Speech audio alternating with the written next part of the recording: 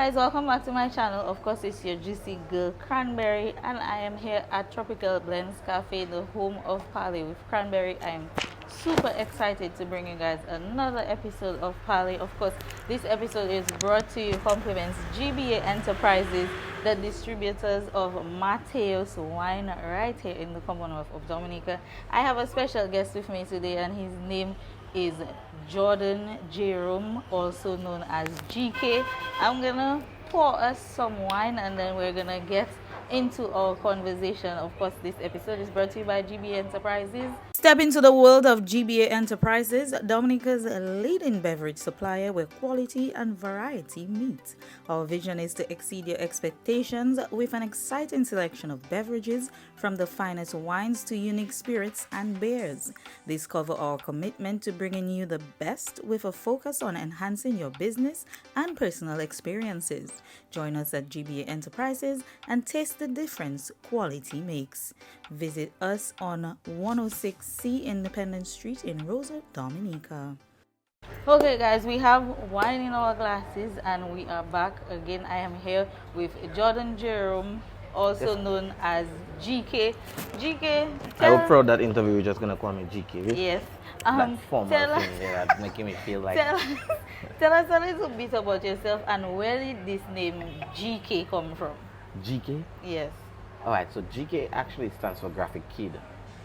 Right? Now, some may argue that it meant something very, very long ago, something totally different.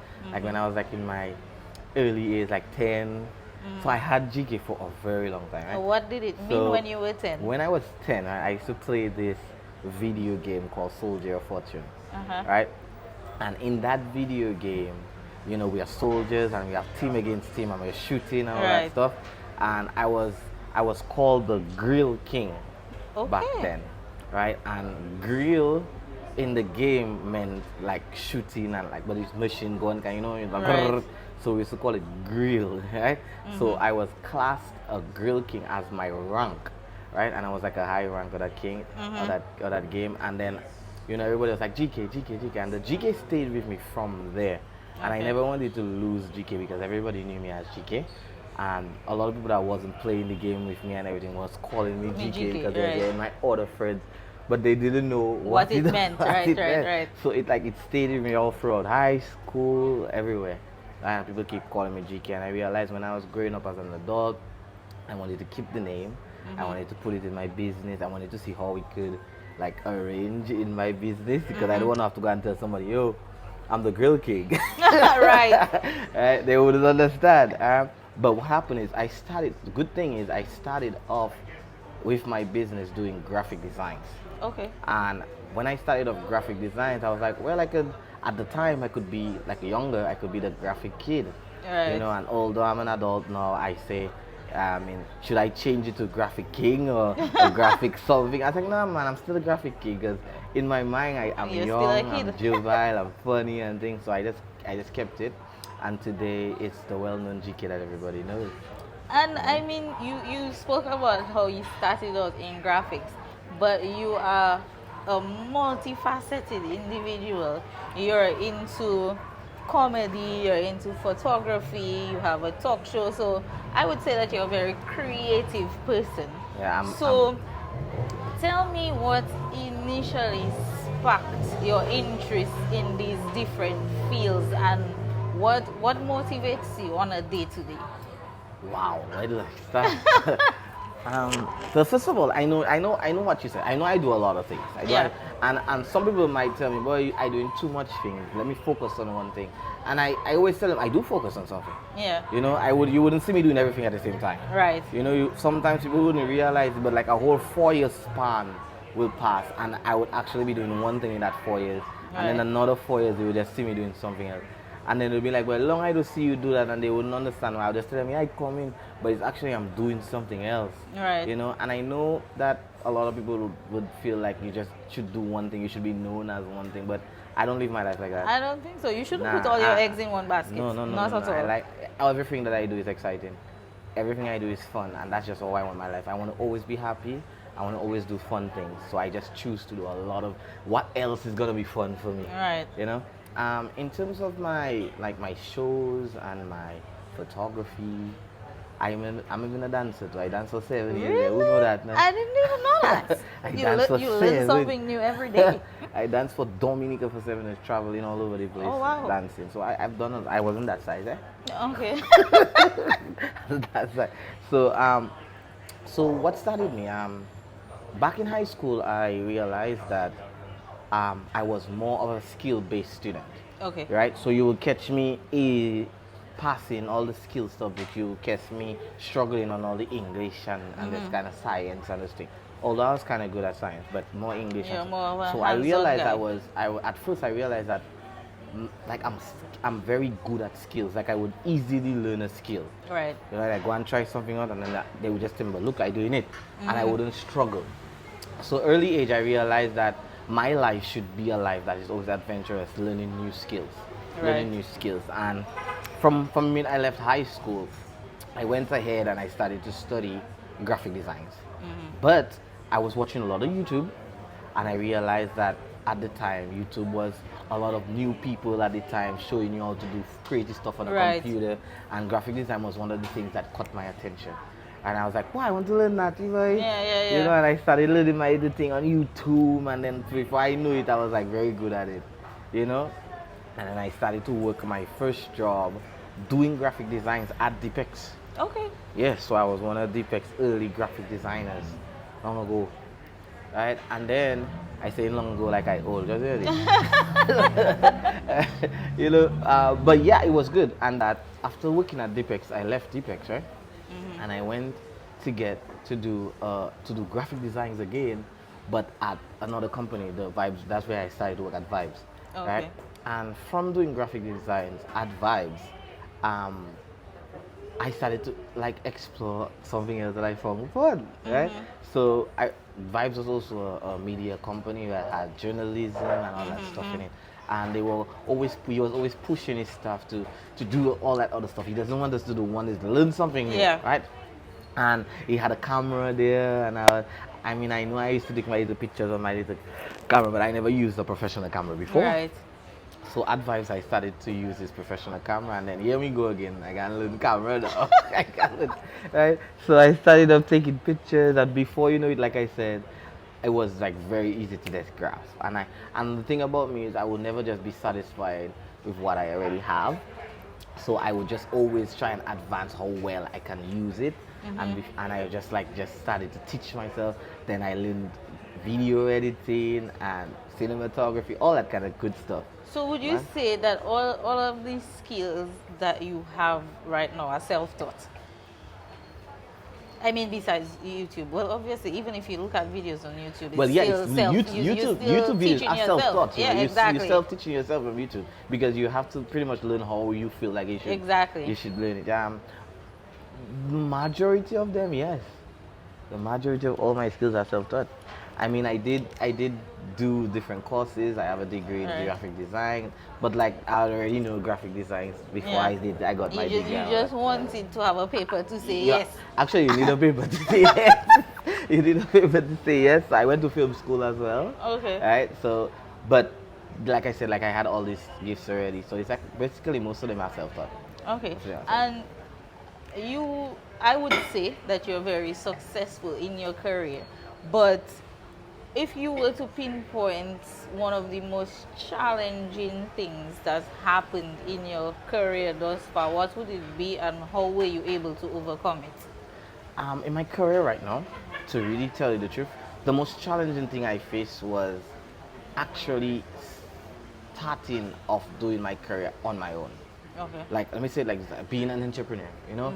The reason I felt it was the most challenging thing because me working as a journalist, because I became a journalist eventually, it was like, because of my personality, it was a very good job. And I felt like it was almost as if it was a dream job.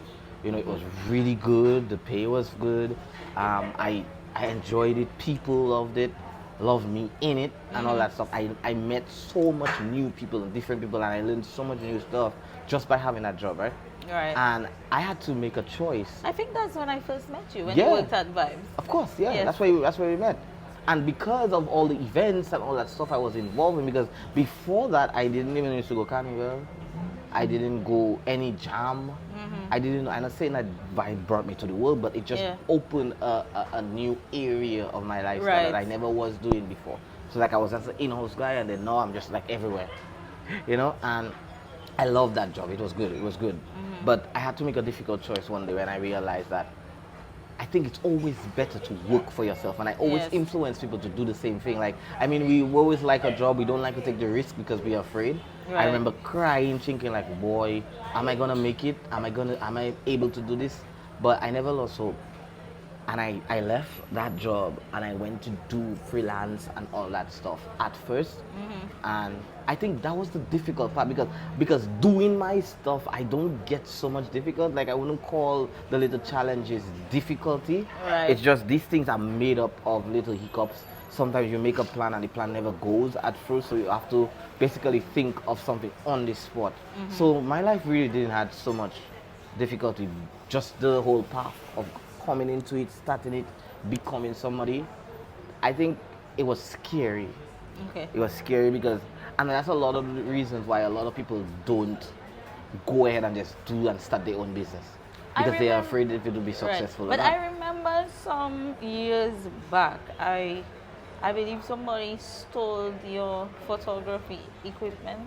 Was it that it was stolen or it got destroyed? I got robbed maybe 4 times. What I don't know what Dominic can see. Did that have on your career? Because I glaringly remember one instance where your camera equipment so there was one time in 2019, right? There was one time, that was just after Maria, so the streets were still kind of dark in most areas because they didn't really set up all the lights. I mean, we were back kind of way, but in the night there were still areas where it was very dark. So I think people was taking advantage of those time. But there was a very nice night where it didn't have moon or anything like that, and I decided that I wanted to go take some pictures of the stars and the harbor and all that stuff. And I brought my wife now, my girlfriend at the time, with me, and I decided tonight let's make it a romantic night. Let's chill. And I was taking out some pictures, but it looked like some guys was marking me or something like that. So you were actually robbed? I was robbed. I was I robbed at thought it was gunpoint. like somebody broke into your house or something. I was robbed. Oh wow! No, in my house, too much dogs. I was robbed at gunpoint, like absolute gunpoint. Like we were coming back from the shoot. I had my bag with my equipment in it, everything. I had everything, my camera, my tripod, my stabilizer, everything on me at that time, because I was just bringing my girlfriend out, impressing her, doing vibe show, all this, teaching her this thing. Make sure I get something later. So this is nice though. It is. This is very nice. So I decide that we going back and we had to pass. And for some weird reason, my girlfriend told me, when my wife, I can say, that my girlfriend at the time, right? So she told me, let's pass up the road now, And I was like, pass up the road? I'm so tired to walk up the road. I don't know why she said let's pass up the road. For some reason. I guess it was instinct. I don't know. But it didn't feel like, I don't know, she maybe felt like we should have passed, but we didn't. Because up the road have lights, but it's like this way, it's flat, faster home. But I guess she wanted the night to span a little longer. But anyways, I didn't listen to her, So we go straight. And while I was going straight, some guys just walk up to us and held us up at gunpoint. There was like 3 of them. One had a knife, the other one, 2 others had a gun. One was right in my face. But I never panicked or nothing, and I didn't want to fight with them or anything like that because I checked in my wife there. So it's better this way. I just give them and in fact I hand them the camera. They don't touch me. In fact, they still didn't touch my phone. It was in my pocket. They never get my phone. But they went after my wife, and she, women are a little different. She try and do a little, she shake up a little thing. So they bust the chain, they bust the thing, and they take the phone in her pocket, and she start to cry. So I said, trying to calm her down, and I tell her, I have my phone. Look, them and roll out. I have my phone. Let me call the police. I mean, at the time, I'm afraid like this thing that never troubled me. It never troubled me. It never troubled me. I don't do be ungrateful. No, let me tell you what happened. Why it didn't affect me. But it could have been something that would seriously affect me. But remember, I have so much talent. Like, if I use my camera, let's go and do something. But at the time, I'm in situations like that, I really am very calm. I don't like to panic. Okay. So I call the cops, blah blah blah, and I post it online on my phone. So I say, boy, I just get robbed there, boy, them and take my camera and I thing. remember that. Yeah. So what happened is an instance that I post that, like, I think it was all the blessing of knowing the right people, you know. And then like people like Michael Henderson, which I am very thankful for up to a day like today. She saw the post and she herself was devastated. Yeah. And she didn't like that. So she called me happy and said, what? What happened there? How that happened? I say, Michael, but them man take my camera. That's my bird right now. Yes. You check? I remember even Yeah, the man. likes of Ferdinand, and I know you and Ferdinand were very Yeah, man. close. Yeah, man. Yeah. So that, She well, I was don't know. devastated. Everybody when- was Yeah. really shocked at that, you know. But at the time, Michael had a great idea, and she found a way to do some GoFundMe for it. Okay. And I never got my stuff back. Yeah, by the way, I never got my stone, so I don't know where it is right now. No.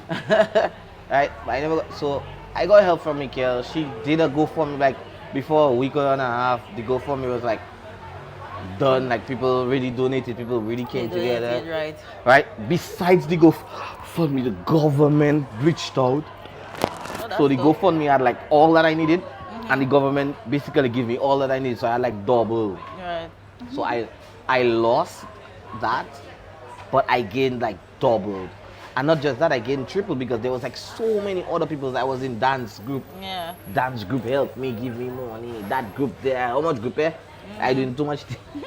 So like, and I just got help from like everybody that I used to help, you know. And I help a lot of people, you know. And I like that about me, and I feel like it's important to always try and give back and Right. give support.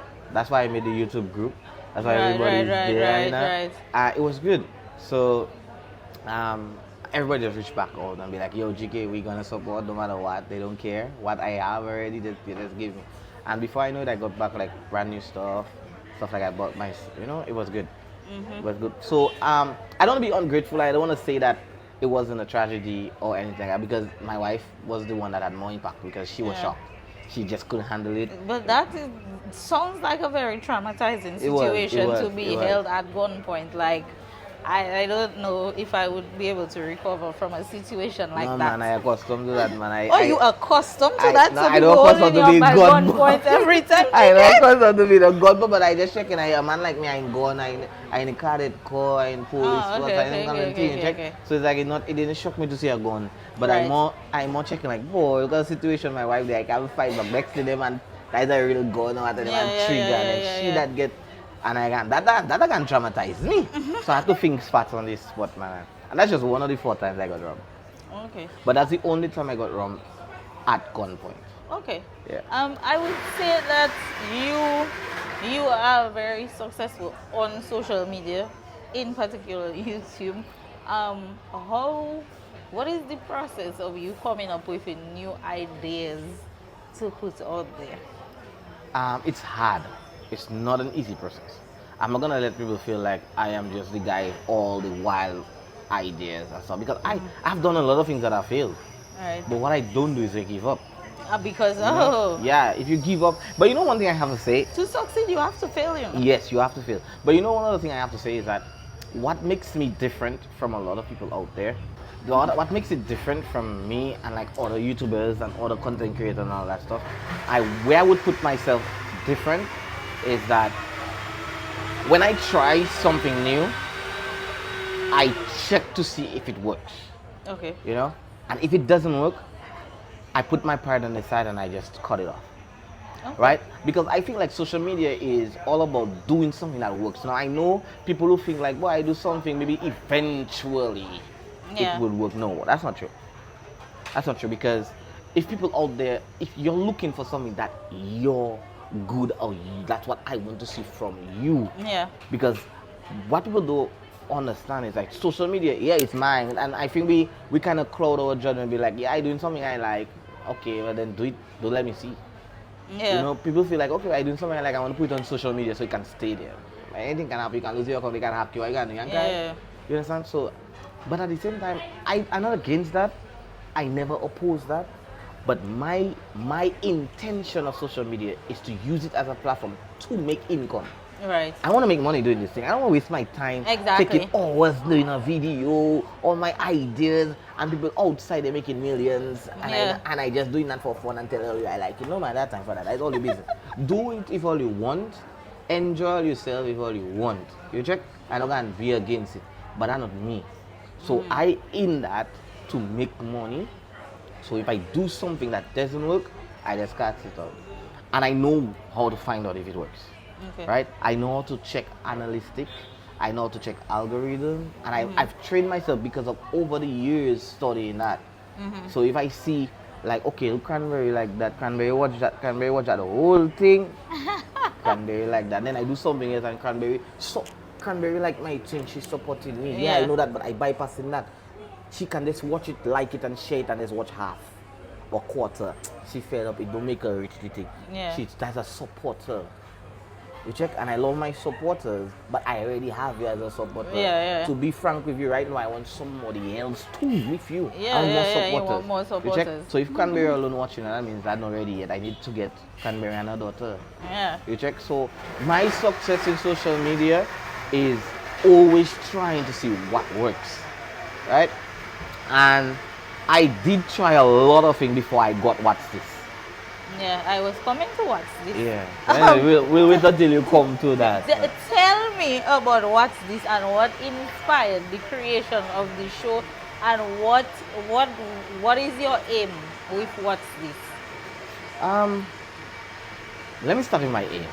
Yeah. Let me start with my aim because it's important.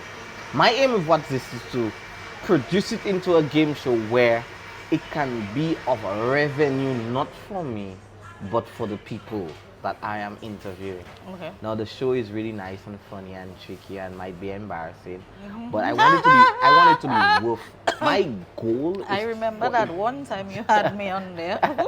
Not my best moment. I want it to be of a challenge, yes, but of a good reward if you pass the challenge. Right. My ultimate goal is one day to have enough to give back that somebody feels like, wow, boy, that's what I get for answering an easy question like that. That's my ultimate goal. You know, whether it's financially, whether it's sponsored stuff, whether it's anything, right? That's my ultimate goal. Now, What's This? Let me tell you about What's This. Tell me about What's This. Right, What's This started off in the planning after Maria, where everything was mashed up and nobody didn't know what to do. And I remember I was one of the first photographers in town. You understand? Because I was one of the lucky ones. I was untouched because I was living in a downstairs. So I untouched. People upstairs have problem. Yeah. But I downstairs I untouched. So I was one of the lucky ones. I mean, we get a little more than thing, just warm up that and thing. So what happened is I went to town and I took some pictures of town and then I posted up on social media. And a lot of the diasporas, which I have to give thanks for because it's they that start What's This. Yeah. So ultimately them, right? A lot of the diasporas now, they were reaching out. They was like, well, they was telling me, yeah, but go there, do this.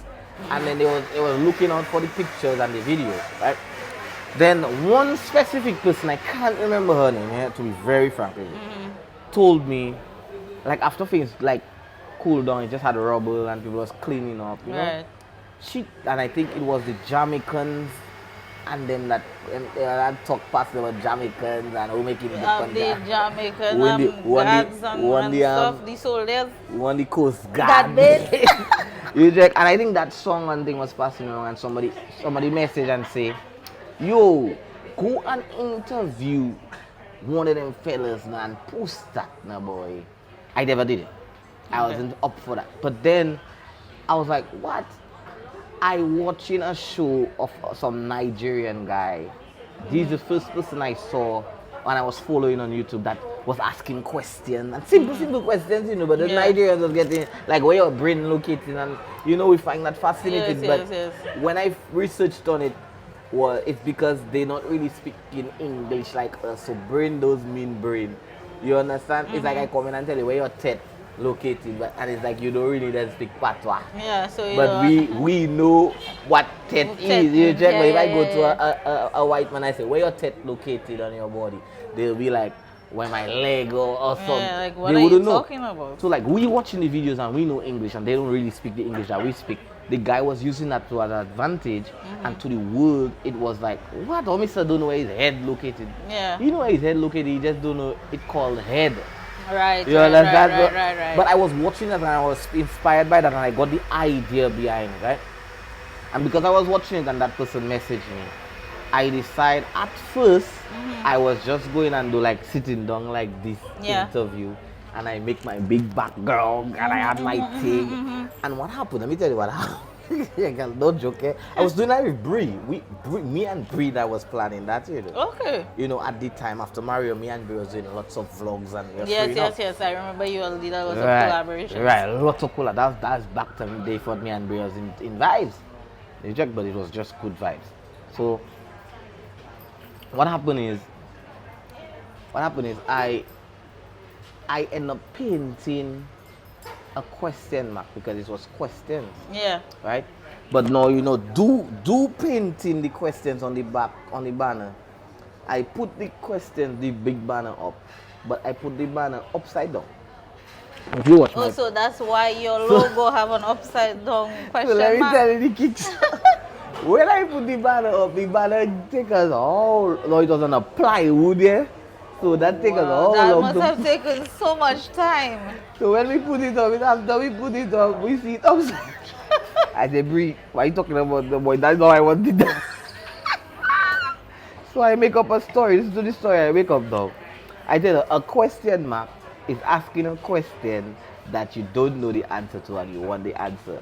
But if the question mark upside down, that is me asking you a question that I know the answer to. I want to know if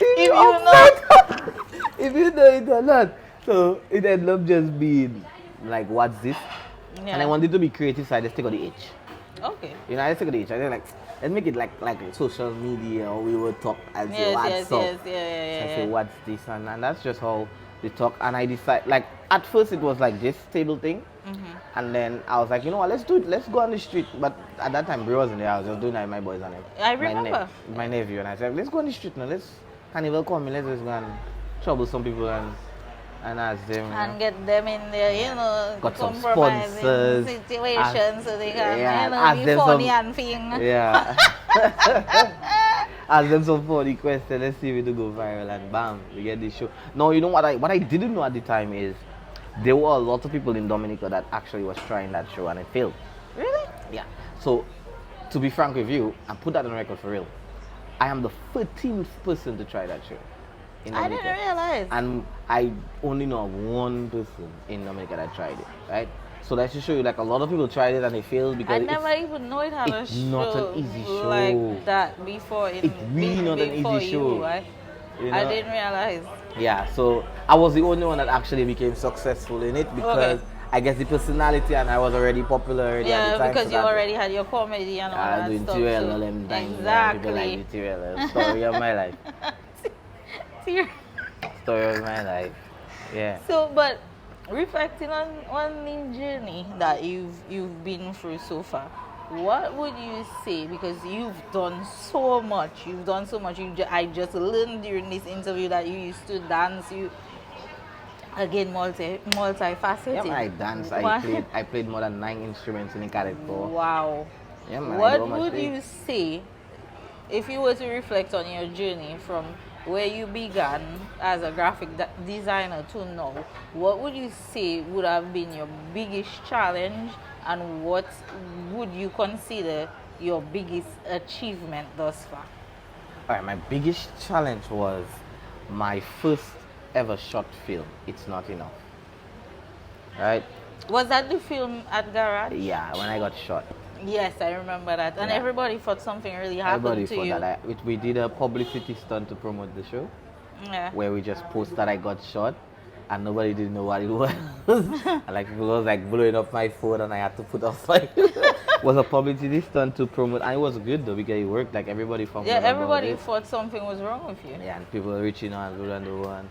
I had one of my best friends cried blood. Oh my gosh. Because she couldn't get I put on my phone. I had a situation like this with a friend, and I don't know if he wasn't in not a popular person or anything like that. I don't know if he was looking for attention or anything, but there was this post on social media that he'd passed, and like What? myself and a bunch of other close friends, like we were frantic for the entire day, calling each other, trying to figure out what's happening and what's wrong. And listen, when we found out it was like just like a prank, we were so pissed off because I just don't feel like that's funny. I wouldn't make a prank I out of don't that, no. think like that is funny, because death is not funny. Yeah, death definitely is a not very something real you should thing. get.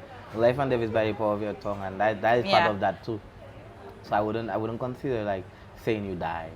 Like that's really, you know, people can that can trouble somebody. Yeah. But of course, that's some people outside. If you die, they want to go with you. So you have to be. you have to be mindful of what you're putting out in the social media space. At the time, but yes, tell me about the film. Right. So my film was the most hectic thing and the reason it was hectic for me, because I would say the most challenging thing that I have gone through, because I really wanted it to be perfect, although it wasn't close to perfect. But I think it had the impact that you wanted, though, did it? Bro, because it's linked to my most achievement. Because my film was not just the biggest challenge, it was my most accomplished project. I won a film festival because of that. Right? Oh, nice. It came out. I didn't even know that. Yeah, I won the film festival in Trinidad and Tobago, you know. Nice. Yeah, at the time. Now, the thing about my film, and this was, okay, let me say it properly. During the time that I released my film, I released it in 2020, I think, right? The schools and the arts festival and the film festival, and not the film festival in Trinidad, the one in Guyana, they all had a theme that they were going with.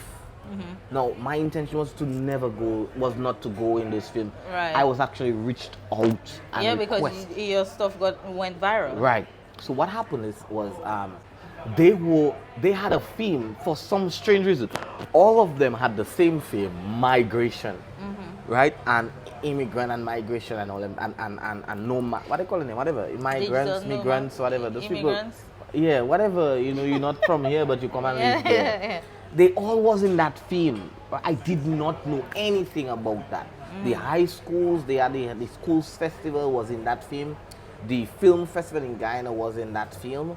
And my film came out, and I was in Dominica talking about a Haitian guy that traveled. And the whole film was about a Haitian guy and how he's treated because he's Haitian. Yeah.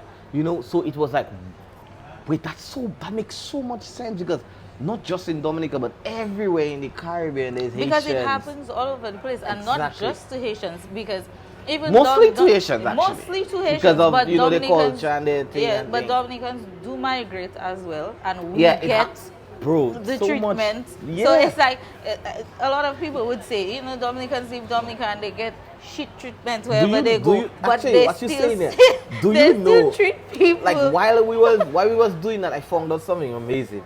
Do you know that we are belittled in certain United States countries, like states, where they study our carnival, and you know, to them our sensei is like a devilish thing, like horns and that one black with whips and thing, and then when you sit back and you realize like those people watch and they don't know, right? They don't know because it's not their culture. Bro, I didn't even know certain places we are treated just like Haitians. But that's what I'm saying, because certain places that Dominicans go to, they would get discriminated against. So it's like it happens to every different race. Yeah. It's a thing. So I can get how your film would resonate with all the other islands and what was happening in their space at the time. Yeah. So that is what you would say has been your biggest achievement in your entire career. I won because I won, and we had over 15 to 20 interviews of it. We were like on radios. We were on different, like people from Antigua reached out. They wanted to have interview. We was on a news article in Antigua. It was great. It was great. St. Lucia reached out and they had a news article. I think that out of all the stuff that I've done, I think the most exposure, and my greatest desire is to become a producer, a movie producer. I want to do movies, I want to do film. Right? It has nothing to do with anything else. That's just what my biggest desire is, and that's why I'm working towards going. And the reason that I feel like I'm not doing more films that I should be doing is because I just have a problem. I like to do something good and right. And if I you're a don't feel perfectionist? yeah, I feel like I am. Like I like details, and if I feel like I'm missing a few things to not get that, I just wouldn't do it, right? But I wouldn't just throw it away. I would just have patience, and I'll wait for what I'm looking to get to finally get it. Step into the world of GBA Enterprises, Dominica's leading beverage supplier where quality and variety meet. Our vision is to exceed your expectations with an exciting selection of beverages from the finest wines to unique spirits and beers. Discover our commitment to bringing you the best with a focus on enhancing your business and personal experiences. Join us at GBA Enterprises and taste the difference quality makes. Visit us on 106C Independence Street in Rosa, Dominica. So, you're a creative person, and I know that you've done collaborations with several different people in the creative field in Dominica and probably outside of Dominica. Yeah. What would you say is the collaboration that was your favorite, and why is that collaboration your favorite? What stands out about that specific collab? And how would you say that collab impacted your work and what you do? Well, I mean, I've done a lot of collabs, but most of the collabs I've really done is for me. I mean, I've done vlogs with other people, but in terms of like creative content, most of the collabs that I've done is for me. Like I will invite people to do stuff for me, right? I don't know if there is so much out there that I've done that is for somebody else, you know? Because I would more give people advice and stuff like that. And people always reach out to me. I may be even too busy or something like that. But I would more talk about the people that have collabed with me for me that I like the most. Well, that's really what I can think of. Now I have done a lot. That's what I said. You've done a lot. So. Right. But my favorite. Okay, give me if you have a lot of favorites, give me your top 3. My top 3? Yeah. Okay. All right. My top 3. All right. So my very, very, very top. I'll start from 1 and I'll go down to 3. I won't go from 3 to 1. I can't do that. My very, very top is a skit I did with Mastock. Okay. Now Mastock is my barber. Everybody, the Haitian guy that was in the film with me, he's like very close to me. He's like my brother, right? But it's not enough. It would have to be I'm not a murderer skit. Now I don't think you will remember that. Or you would know that. But you've done so many. Yeah, I've done a lot. Skits. But it's literally my favorite, and why? Because right, it's a skit about a prank. No, it's not my original idea. It's an idea from a Jamaican guy that I recreated like Dominica, right? Okay. Right. So it's like me calling my partner and telling him, boy, I think I killed that girl. Right, so I didn't call that. Right, so he came home and we had the girl on the floor and he had to look at. He checking what happened there. I said, boy, I ended up hitting her and she ended up, you know. So he checked. I tell him, well, boy, you tell me he's my kill boy. He's like, he's my ride or die. He tell me, boy, he called me serious talking about. He was like, he not about her. And I liked it because it's like he was talking about when you were the grill king. And I was the grill king. Right, and I liked it. I like the energy. I like the. Yeah. It's one of my most funniest things to me. Like, I mean, I do think some people, but that's something that I just like. I find that it's very funny, and I can watch it and I can watch it. And it's the most funny, right? And it ended up being a prank. We just pranking him, and while he ended up finding out it's a prank, I tell him we have a whole outside with Dig and all. It was a very good skit. You can definitely check it out and see if you need to remember it. Right, that's number 1. Number 2, I think, is my ads I did for Bello. I love that, and it's an electrical guy, and I think I got shocked, and it's a Tirella kind of an ad where Tirella is there and Tirella is telling me call an electrician, and I'm like, I can do it myself. And I know it's an ad, but it's really creative, and it's actually one of my most viral video on my page. Okay. I think it has over 100 and something thousand views. right? It's not my absolute top creative video, but it's one of the top. Okay. Right? And number 3 is actually my most viewed video. And the reason that it's number 3 is because it was unexpected. I didn't expect it. It was basically done right outside this building, right there. I was a What's This interview with a guy called Eddie. Okay. And he is a guy, he was talking. Is that the macaroni and cheese yeah, video? Yeah, talking. Yeah. So I think that's the 3, and I don't want to make an error. Maybe there is something else, but I think that, to me personally, is the ones that are always lingering in my head, Those motivating me to go. And you realize that it's not enough. It's not in that top 3. Yeah. And the reason that it's not enough is not in that top 3 is because it's not enough at too much errors to be in any top. I know this film was very successful because people liked it. Yeah. People and because loved of the message. People ignored all the errors. Yeah. And just the message was that strong. Exactly. Bro. You know, and that's all it needed. But my standard, I want no errors. The more projects I can do with no errors, that makes me feel good. And that's just who I am. I like my stuff being no errors. Okay, so you've done a lot of things when it comes to arts and you know, that field. If you were to give one piece of advice to somebody in Dominica who is a young creative, or even in the wider Caribbean, they want to pursue, you know, arts and creativity, what would your piece of advice to them be? To be creative, you need to always go outside of the box. My advice to people is that study your mind. And the reason I like to say that is because there's a lot of things that I've done that went viral and I didn't like it. Okay. I personally didn't like it. My advice to you guys is, if you wouldn't be like me to use my own audience as my guide, use somebody else, use a close friend. It's very important to get somebody else's opinion and to get feedback.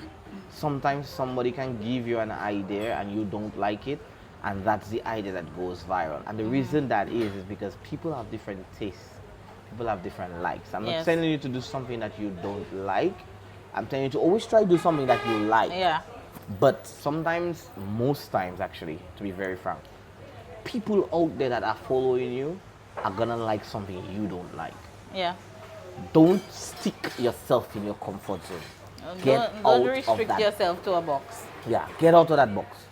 Get out of that box. You want to be a content creator, you want to be successful like me. I put a wig on my head and makeup. Yeah, you did. I hate every single Tirella video.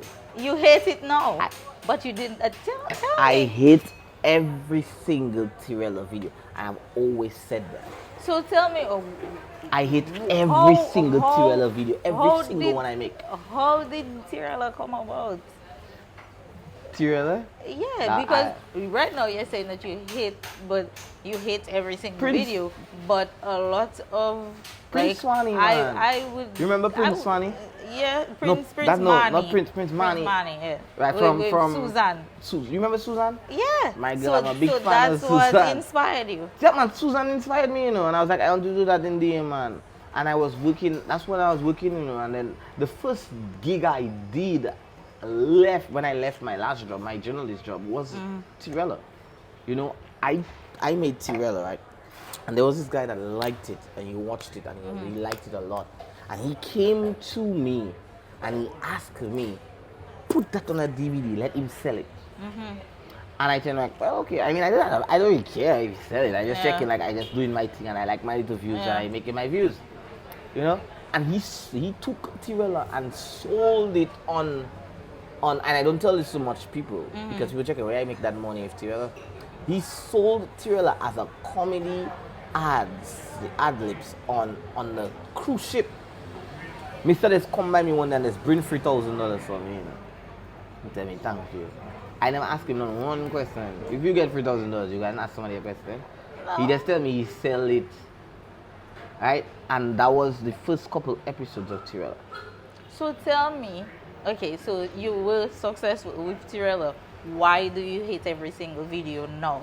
Looking back, why do you hate it? When I was during the time I did Thriller, I was really, you see the advice I just gave, going outside of your comfort zone? That was when I was exercising, going outside of my comfort zone. Thriller was something outside of my comfort zone. I don't like to see that kind of transgender kind of thing. Right, okay. I really don't like that, and that's why I stopped Thriller, because I think like, okay, I do enough. Let me move to something more professional. Right. I mean, even in Dominican, we make I think even Prince Manny stopped Susan. Yeah, well, that's the same reason he stopped doing it. The same we get pressured on this, Yeah. You like it, they like it, couple man like it, but plenty of people don't like that kind of thing. Check? No. And the kind of society we live in the Caribbean. Yeah, I mean, nobody will can watch me and call me gay and them kind of nonsense. Then the man can see it's just a comedy I doing. But I used to go all out, I remember paying big money just to do makeup, to look like a pure woman. I didn't want to look like Prince Fanny, even nothing close to me. The man have his beard and everything and a wild out wig. But I was pure woman, breasts and boom boom and all kind of magic, Because I wanted it, because like I said, I like perfection. Yeah. And if I'm not perfect, I wouldn't do it. So I would never do an episode unless I know my makeup artist coming and big up CC one time for always being there for me. You check? And when I ready, I just give CC money and I just say, yeah, CC. CC as in Selena Bruno? Yeah, man. That's my, big up Selena. Why are you talking about CC that do all our makeup for It's Not Enough? Madam man looking like his Asian actor. Okay, Selena. I see you. Yeah, man. She bad. Yeah, She's the only one I see that doing makeup on male and making it look like a real thing. Okay. And that's just what it was, and I never liked it. But like I said, this is my true thing. I come out of my comfort zone, and people wonder why I'm successful there, because I did that kind of stuff, and I still doing it.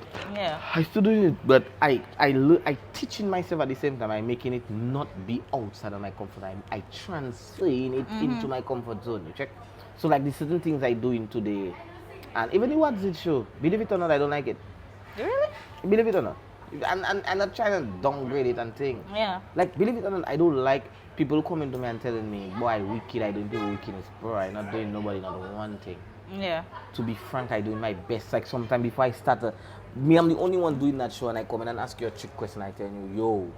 Now, the reason I change, like, because people will reach out to me and tell me, boy, look, the other time I asked a guy a question, I didn't know he was, you don't know everybody.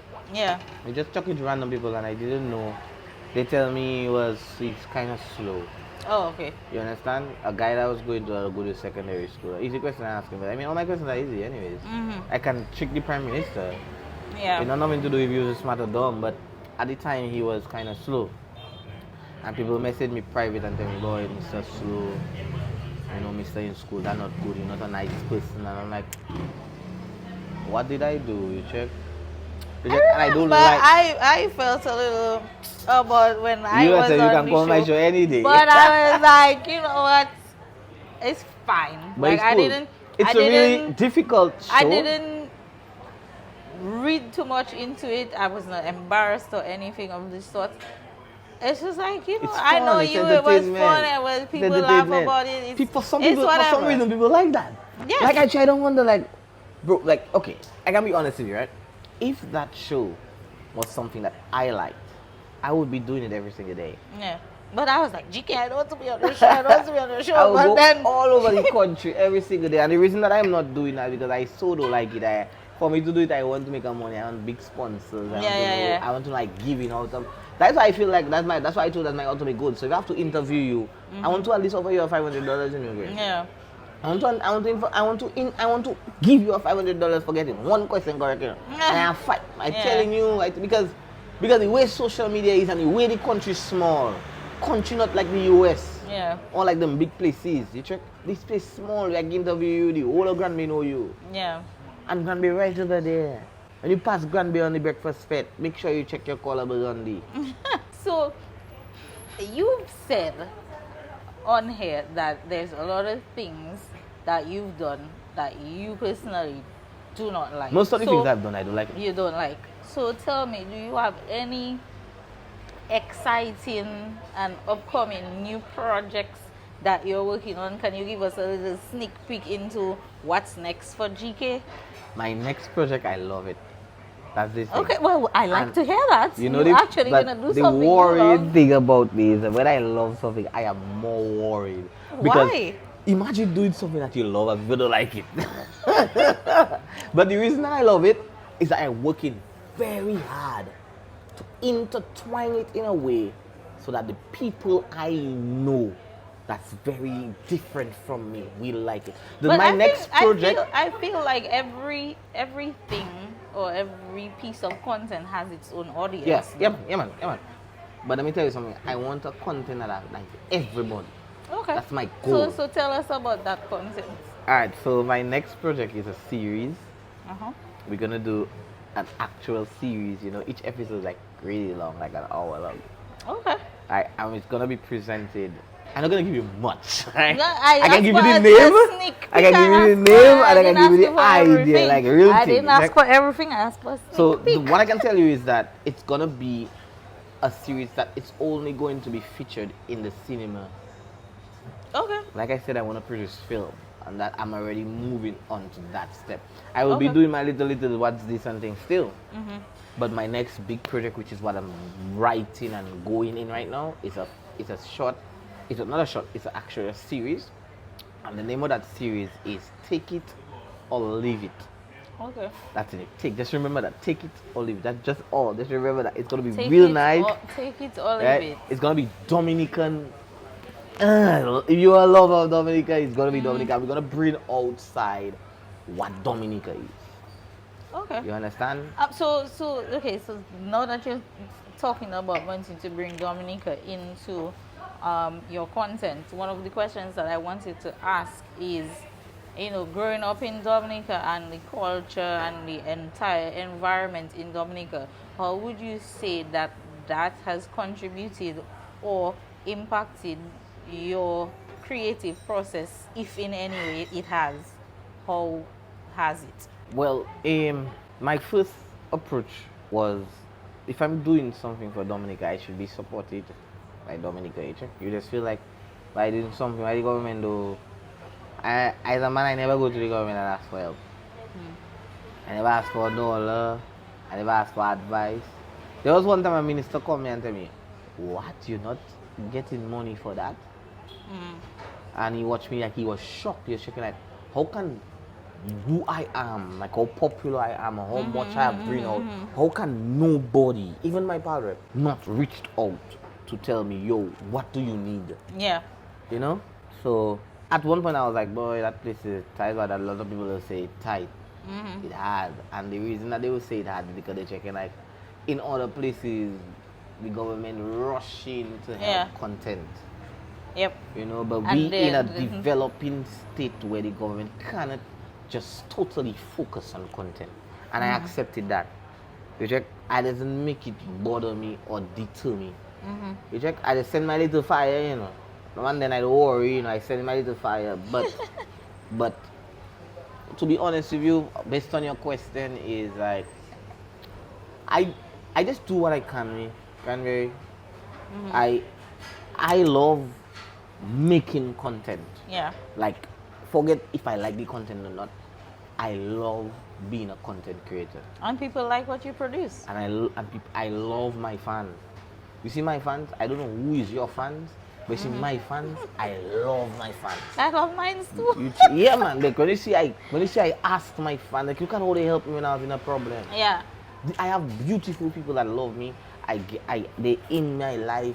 They're like my brothers and sisters, and it have some of them that reach out to me personally to tell me, yo, GK, boy, a whole 2 days passed, we don't see you post a picture. Yeah. Are you okay? You want a gig? People reaching out to me and asking me, I think, bro, I'm good. Yeah. I check it like, thank you, but I just say like, thank you, like, I appreciate your love. Yeah. You check? I love my fans. You know, I have right now, I go in on a 20K. And I like how my fans support me. They are very, very, very loving. Well, without the fans, you would be nowhere. So Yeah. you have to love the fans. You have to. Yeah, But before you go, I want to tell you I'm on Twitch now, you know, playing games, you know. Really? Yeah, man, I have 50 something followers there affiliate, you know, I make my little ads and things. So if all you into games, if all you on Cranberry page and all you into games, Check me out on Twitch, GK767. Just He's search still that. trying to be the grill king. Yeah, but just make sure it's geographic kid. Don't say grill king nowhere. That name dialogue died. But GK, when it comes to, let's say, personal and even your professional growth, what would you say is the most important lesson that you've learned thus far on your journey? My most important lesson that I've learned is being successful is not as easy as it sounds. Yeah. You know, to some people out there, I'm a celebrity. I never see myself as a celebrity. Me either. I'm just a regular smuggler girl. Yeah, I don't. People meet me every single day. They take pictures with me. They greet me. That's cool. Some people, especially the young ones, especially the young kids in the high school and stuff like that.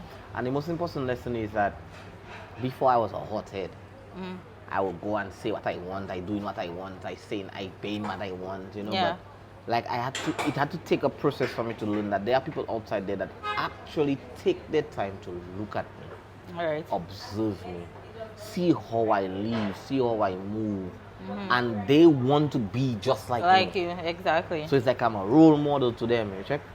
But no, what I realize is if I is a bad role model influencing them to do whatever they want, then that's not good.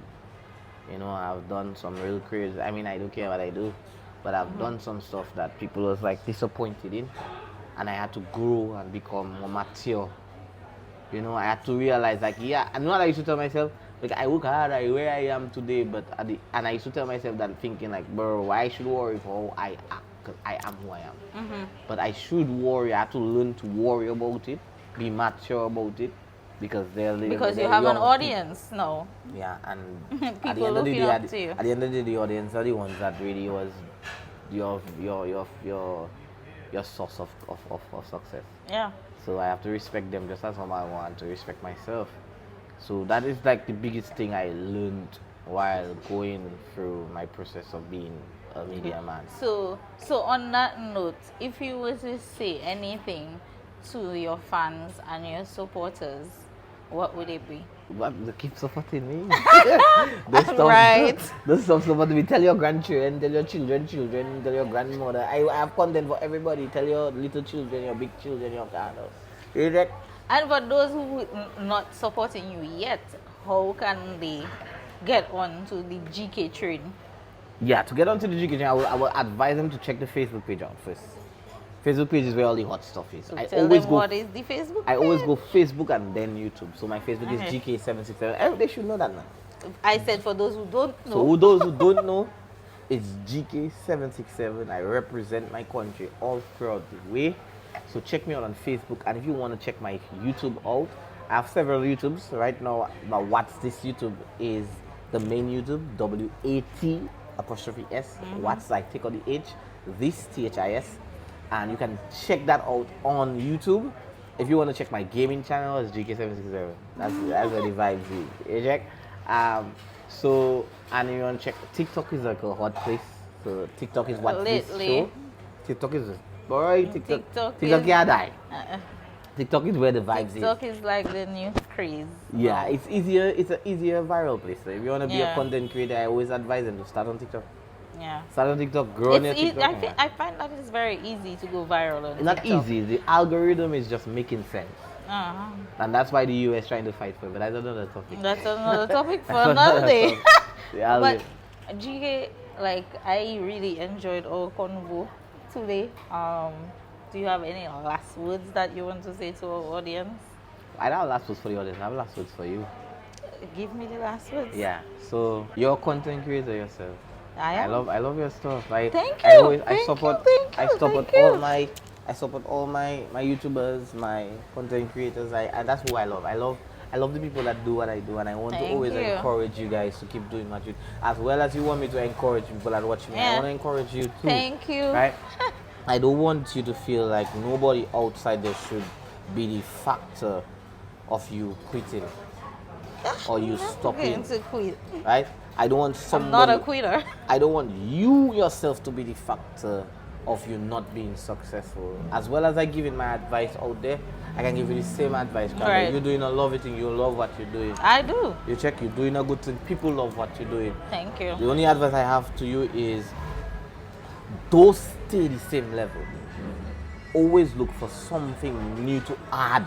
But of course. To your content, because people out there watching content and they themselves want to see something extra, something nice, something good. You check? And I love what you're doing. I appreciate what you're doing, and I want to just big you up on that. And not much people outside there will take the time to just say, well, bro, I want to just hear about other people. Yeah, know? I want and to. That's what Fudina used to do. Yeah, I want to shed light on other people and what's their story. To be honest with you, I'm gonna be very honest with you. I don't know if you want to put that on. If you don't want to, I don't do interviews on myself. I tell myself I will never do an interview on myself. Why? Because there was one person that's supposed to do an interview with me, and I was always saving. She asked me several times to do an interview. Who, for Dinah? Yeah, and the reason I meant to ask you, but I didn't want you to get into an emotional. The reason I won't get emotional. Because I know you guys were very I will never close. get emotional on camera. I don't do that. Right? I good. You know, she's always with me. She's on my phone. Yeah, she was a sweetheart. She was my mother. She was a sweetheart. For Dinah was one of my mentors. If anybody looks at the channel intro on my YouTube channel, they would see that I mentioned Fedina, because even as a little girl growing up, I always was inspired by her. Fedina? Yeah. I something else. I was always inspired by her and hearing her voice on the radio. And then when I personally got into the media and I got to meet her, she was always one of these people who would always encourage me and, you know, always had the best advice. So she was always somebody that I looked up to. So she would ask me to do an interview with me. She asked me to be on her show, and I tell her no.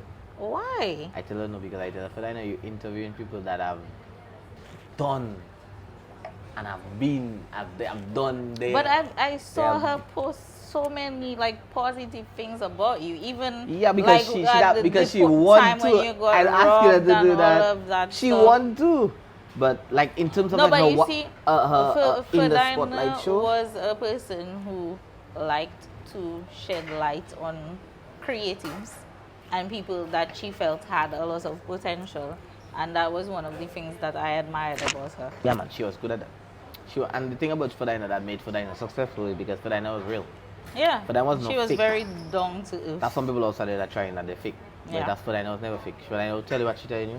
She'll be as professional as she can. Yeah, and she will give the best advice. Yeah, and she'll treat you down to earth. You understand? She's a soul that we lost that I don't think we'll ever get a soul like that again. And we lost her so suddenly. And the last thing she tell me based on interviewing me, I tell her, Fedina, I don't do my ultimate yet.